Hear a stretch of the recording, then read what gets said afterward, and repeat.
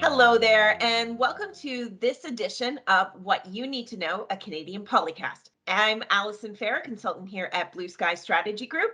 Joining me, like last week when we talked about the budget, it's all budget again, is Jeff Turner, Neil Brody, and Cam Holstrom. Hello, guys. Good morning. Hello there. Have we come down from the budget yet? Just making sure everyone's still good. Oh yeah. Jeff, you were in lockup yesterday. Neck deep. I'm right back in. You know, the pool was closed from like 11 p.m. to 7 a.m. and I've just dove back in this morning, and so there's lots more to learn. These are always huge documents. They are 280 pages. So it was actually just as long as the environment plan that they set out a week ago. So speaking of, well, it doesn't seem that there was much consensus on this budget. If you look at media and political pundits out there on whether it was a good or bad or ugly budget. But what we do know is that, and you can correct me if I'm wrong, Jeff, because you delved really into it. This time around, we've got $31.2 billion in planned new spending over 5 years.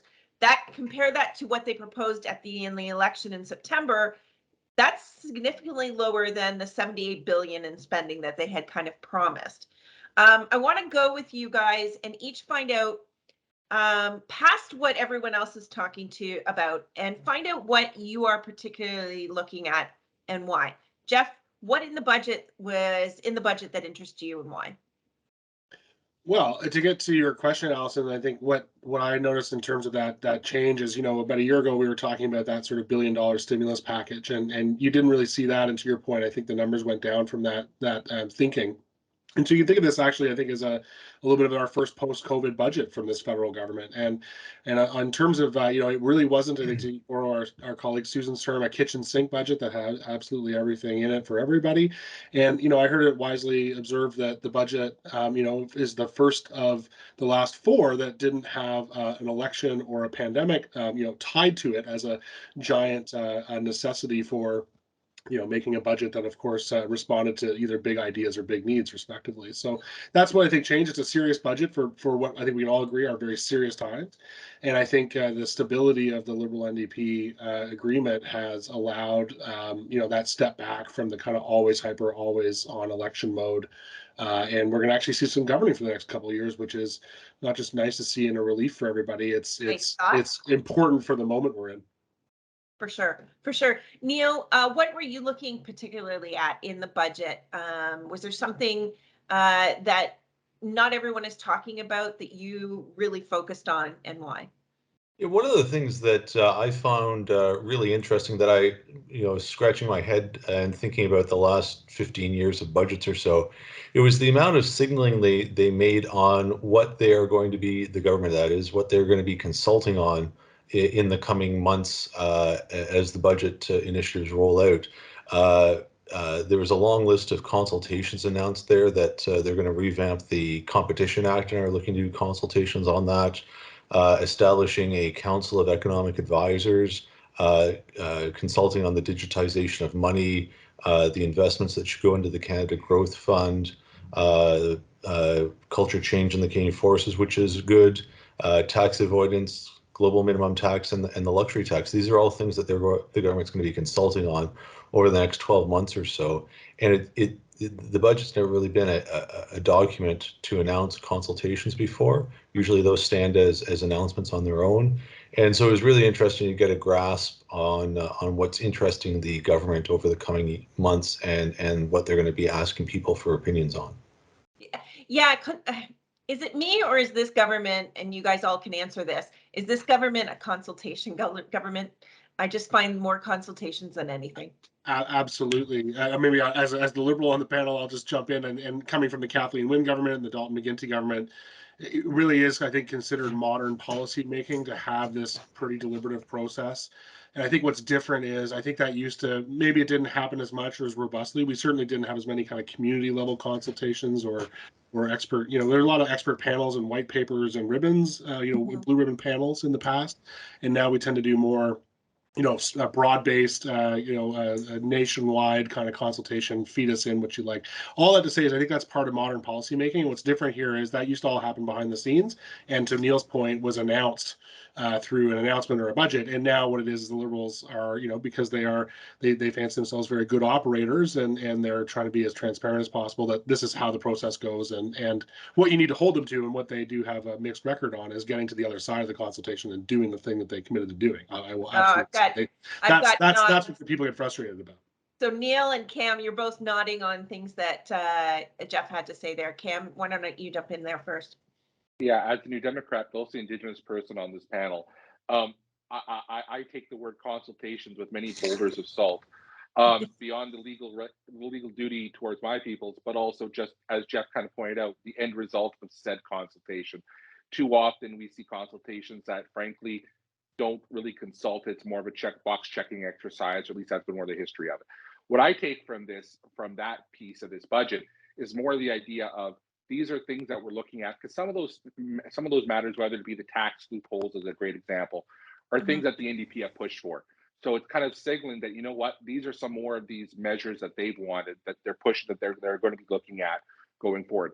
The one measure in the budget I have to admit that really jumped out at me is, I found very odd, given the rhetoric before, but also, I'm curious to see how it plays out, the devil in the details. But buried in the housing portion was the announcement of including HST and PST, or GST, pardon me, on the resale of retrofit, basically of flipped homes or brand new construction homes. After all the talk that happened before about imposing taxes on the sale of homes and shooting it down, I found it very odd to see that there. Although at the same time, I think we talk about the cost of housing. It's an interesting lever to use when you see so many people buying up homes, flipping them, and then selling them for a big profit later on. Like that is one of the levers that's pushing up the housing market. So I'm gonna be kind of curious to see what that actually does to lower it. But again, I thought it was something that never crossed my mind to do. So I found it kind of interesting to be in there. Interesting. I want to go now to, was there anything in the budget that surprised you? I mean, we talked last week about, little baubles, but I really didn't see a lot of shiny baubles in this budget as to compared to previous ones. Jeff, was there anything in the budget that surprised you? I mean, we did see issues of sperm whales and free and lower cost beer, but was there anything particular that stuck out to you in this budget? Well, I said I was going for a swim earlier, Allison. I don't think I dove down all the way to the sperm level depth yet. So sperm whale level. You and I are looking for different things in this budget, I guess. Our clients dig rocks and other things, not necessarily. Anyhow, no, I think what surprised everybody was its moderate, relatively moderate position compared to what we've seen in the last few years, especially in the pandemic response. I guess what surprised me is that this government, lots of other governments have put budgets on the tables or have been messaging. By other governments, I mean mostly conservative provincial governments. Where COVID is over is kind of the baseline for them, right? Everybody understands. You look at the Ford government; it's nothing's happening. Right. For this government, who's actually been a lot more attentive to the COVID pandemic, and as they did say in the budget, I think it was the only thing really reminding people that 8 out of every $10 was a federal dollar to support people and businesses in this last pandemic. But for them to really just they didn't even mention that the pandemic programs are presently winding down. They didn't even mention that. Why would you, I guess? But the point is, really, it was COVID in the rearview mirror, and now it's about growth and international headwinds. Neil, was there anything in the budget that surprised you?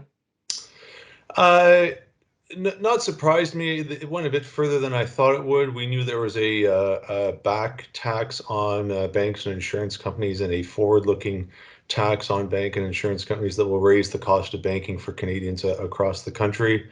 But there is also, and I read it 3 or 4 times, I didn't really understand it, that there's legislative amendments coming to enshrine accounting standards for insurance contracts that will raise $2 billion in taxes over the next couple of years. I don't really understand what that means, but anything that adds a tax burden to a company that's going to be passed along to essentially the end user, the customer, the regular Canadian, is I think detrimental to the financial health of households.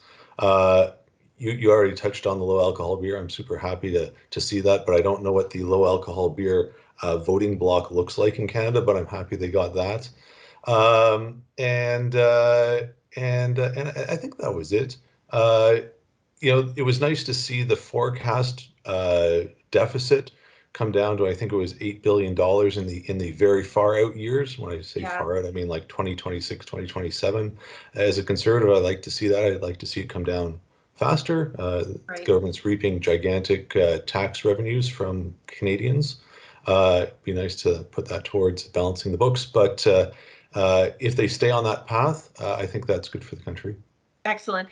Cam, for you, was there anything in particular in the budget that stood out that you weren't expecting or was surprised at?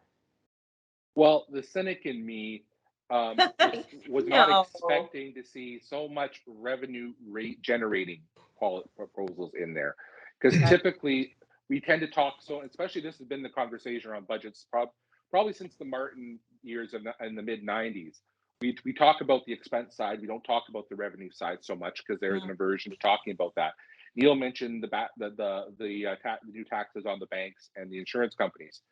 You know, the number I saw for the banks, it's going to be $6.5 billion over 5 years that would bring in.